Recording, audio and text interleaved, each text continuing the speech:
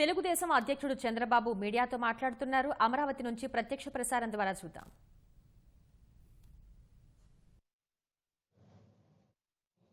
వాళ్ళతో ఫ్రెండ్షిప్ పెట్టుకొని ఇతన్ని హెరాన్ చేయాలనే పరిస్థితి, ఇతనికి ఎమ్మెల్యే క్లోజ్ గా ఉండడం. అంటే ఈ ఎమ్మెల్యేలంతా కలిసి ఎంత అరాచకాలు చేస్తున్నారో ఇప్పుడు జరిగింది. జరిగిన తర్వాత ఎందుకు వీళ్ళ ఫోన్లన్నీ మీరు సీజ్ చేయలేదు? ఎవరెవరు మాట్లాడారు? ఎవిడెన్స్ వస్తాయి కదా, ఎందుకు చేయలేదు చెప్పండి. పోనీ is it the way of investigation? ఒకప్పుడు ఏ విధంగా మీరు ప్రవర్తించారు, ఏ విధంగా చేశారు, ఈ రోజు ఎందుకు ఈ విధంగా చేస్తున్నారు? దీనికి జగన్మోహన్ రెడ్డి సమాధానం చెప్పాలి కదా. ఈరోజు ఈ సంఘటనలు చూస్తా ఉంటే ఈ రాష్ట్రంలో ఏ కుటుంబానికైనా భద్రత ఉందా అని నేను అడుగుతున్నాను. ఒక పక్క లైంగిక వేధింపులు, ఇంకొక పక్క ఆస్తులు వీళ్ళే. నిన్నే మనం చూసాం నంద్యాల ఇంకొక ఎమ్మెల్యే ఒక ఆడబిడ్డ చెప్తూ ఆ ఆస్తులు బలవంతంగా రాసేయమని ఆ ఆస్తులు లాగేసుకుని కడవన వీళ్ళ మదర్ డాక్యుమెంట్ కూడా వాళ్ళు లాగేసుకునే పరిస్థితికి వచ్చారంటే, రాసుకొని అది ఇచ్చేసేమంటున్నారంటే ఆస్తుల్ని. ఎక్కడికి పోతున్నారండి? నాకు ఉండేది ఇదే ఆస్తి, ఇది పోతే నేను విడోని, నేను ఏమవుతాను అని ఆడబిడ్డ జగన్మోహన్ రెడ్డిని ప్రార్థించే పరిస్థితికి వచ్చిందంటే ఈ ముఖ్యమంత్రి చెవులున్నాయా, కళ్ళున్నాయా, ఇంటున్నాడా? ఏంటివన్నీ? ఈ అరాచకాలు ఏంటి? దీనికి సమాధానం చెప్పని అడుగుతున్నా. 4 రోజుల నుంచి ఇవన్నీ చేస్తా ఉంటే ఈ రోజు మీరు ఒక యాక్షన్ తీసుకొని ఇప్పటికైనా సరే ముఖ్యమంత్రి బయట వచ్చి తప్పు జరిగింది, నేను గట్టిగా ఉంటాను అని చెప్పడం వదిలిపెట్టి తిరిగి మా మీద దాడి చేస్తారా మీరు? అంటే మేము ప్రజలకు ఎవరికి అన్యాయం జరిగినా మేము మాట్లాడకూడదా? అబ్దుల్ సలాం మా పార్టీ కార్యకర్తనా? కాదు. ఎందుకు అన్యాయం చేశారని అడుగుతున్నాం.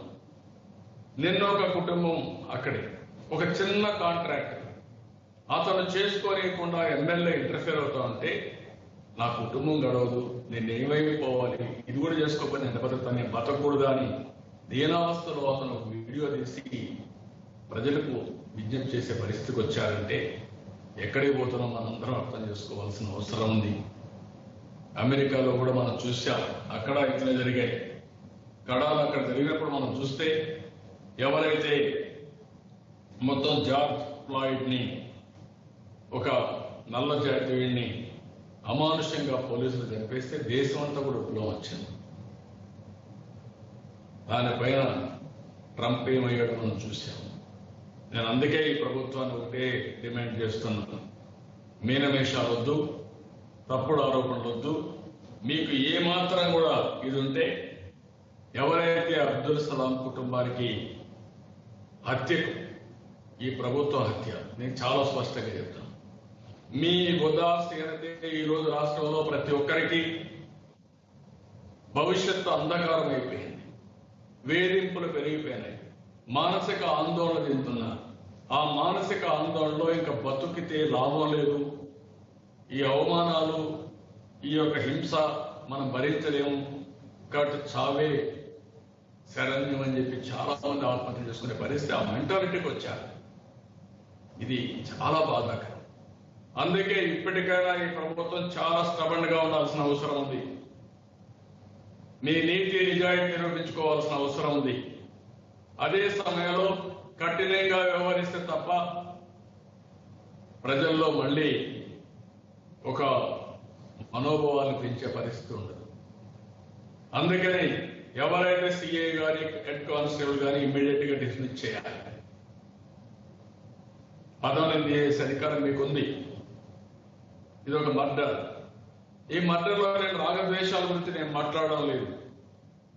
నేను ఒకటే అడుగుతున్నా, ఇలాంటి సంఘటన జరిగినప్పుడు మానవత్వం మళ్ళీ సమాజంలో ఒక నమ్మకాన్ని కల్పించవలసిన బాధ్యత మన పైన ఉంది. అది కల్పించకపోతే ఇంకా ఇలాంటి సంఘటనలకి దారి తీస్తుంది. రెచ్చిపోతారు, మమ్మల్ని ఎవరేం చేయలేరనే ఉద్దేశంతో ఇంకా దౌర్జన్యాలు పెరిగే పరిస్థితి వస్తుంది. సూపర్వైజర్ ఆఫీసర్ డిఎస్పీ అతను కూడా సస్పెండ్ చేయాలి, సిబిఐ ఎంక్వైరీ చేయాలి. ఈ కాల్ డేటా ఇవన్నీ పెట్టుకోవాలి. ఫాస్ట్ ట్రాక్ కోర్టు కూడా పెట్టాలి. ఒక డెమాన్స్ట్రేటివ్ గా మనం యాక్ట్ చేస్తే తద్వారా రాష్ట్రం మొత్తం ఒక మెసేజ్ వెళ్తుంది. దానివల్ల ఇంకొకరు ఇలాంటి తప్పులు చేయాలంటే భయపడే పరిస్థితి వస్తుంది.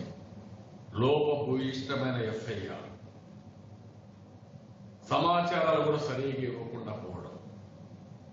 మీరు అమాయకుల్ని పనిష్ చేయాలంటే లేనిపోని సెక్షన్స్ అన్ని పెట్టి వాళ్ళకు బెయిల్ రాకుండా చేసే మీరు నిజమైన దోషుల్ని, ఎలాంటి హత్యలకు కారణమైనటువంటి ఆత్మహత్య చేసుకుని ప్రేరేపించడానికి కారణమైన వ్యక్తుల్ని మీరు షీల్డ్ చేయడం కోసం ఇలాంటి తప్పుడు కేసులు పెడతారా? అంటే సాక్ష్యాలు లేకుండా చేస్తారా? ఇది చాలా దుర్మార్గం. దీన్ని మా పార్టీ చాలా తీవ్రంగా ఖండిస్తున్నాం. ఈరోజు అయింది కంటిన్యూగా జరుగుతున్నాయి. ఆ రోజు ప్రజావేదిక విధ్వంసం నుంచి ప్రారంభమైన విధ్వంసం నిరంతరం కొనసాగే పరిస్థితి వచ్చింది.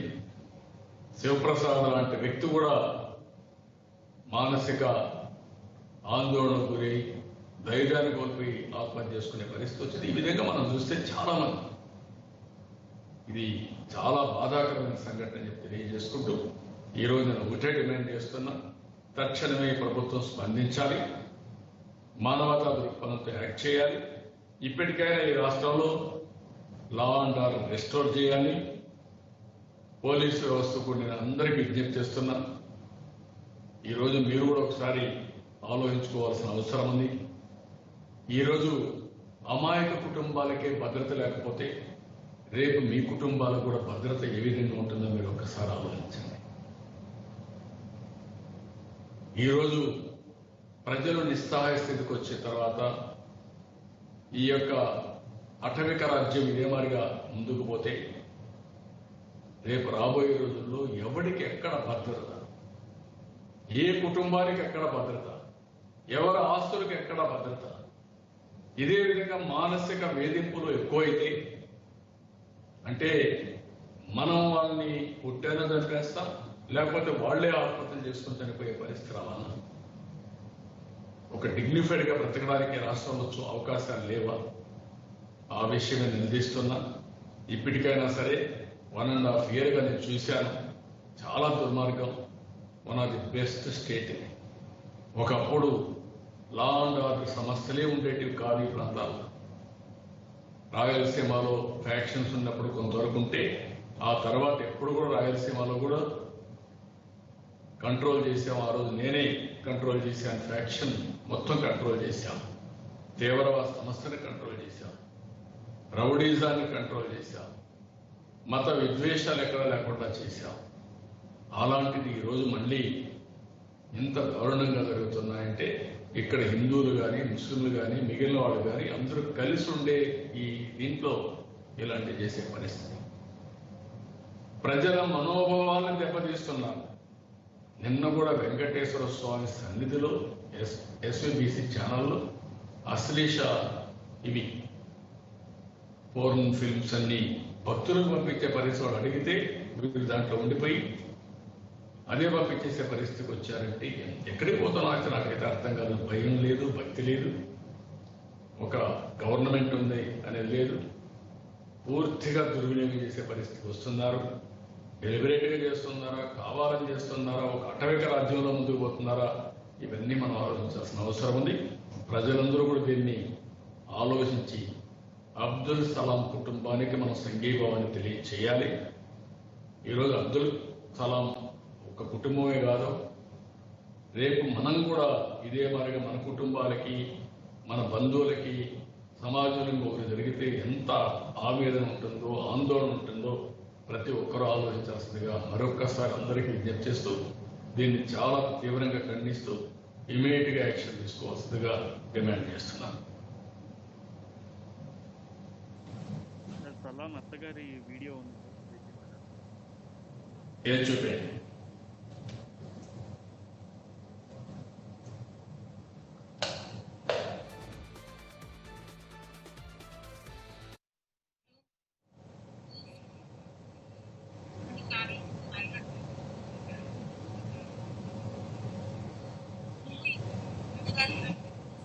కొంచెం సౌండ్ పెట్టండి.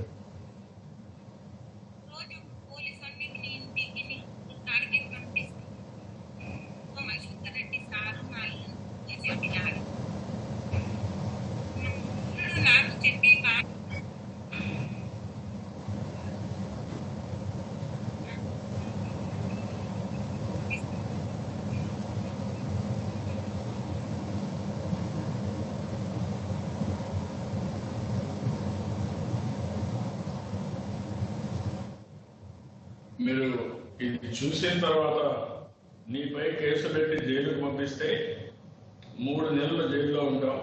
తర్వాత నీ పెళ్ళాం వద్దకు మా వాళ్ళని రోజుకొకరిని చొప్పున పంపిస్తాం అనే రీతిలో మాట్లాడారంటే ఆవిడ చెప్పిందంటే ఇది చెప్పి అతను చాలా బాధపడ్డాడు అని చెప్పిందంటే ఇలాంటి వేధింపులే కారణం. అలాంటి నిస్సహాయ స్థితికి ఏ మనిషి కూడా చనిపోవాలి అనుకోడు.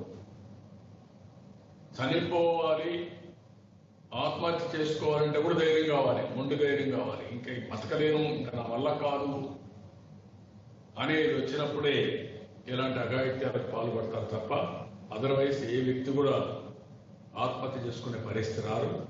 ఇది చాలా బాధాకరం. అలాంటి వర్డ్స్ మాట్లాడడం ఆ కేసులో కూడా చూస్తే అన్ని ఏ విధంగా మాట్లాడారంటే ముందు వాళ్ళు పెట్టిన కేసు ఎఫ్ఐఆర్ 22/2020లో 3/11/2020 సెక్షన్ 174 సిఆర్పిసి. అదే లెటర్ దాన్ని అమెండ్ చేసి 174 సిఆర్పిసి 323, 324 కింద చేయడం. 161 స్టేట్మెంట్ 161 స్టేట్మెంట్ తీసుకున్నాక వేగ్ అలిగేషన్స్ పెట్టి అంటే సాక్ష్యాలు ఏమీ లేవు అనే విధంగా పెట్టి ఈ బెయిల్ రావడానికి 323, 506, 509, 306 రెడ్ విత్ 34 రిమాండ్ కి పెట్టి పంపించారు.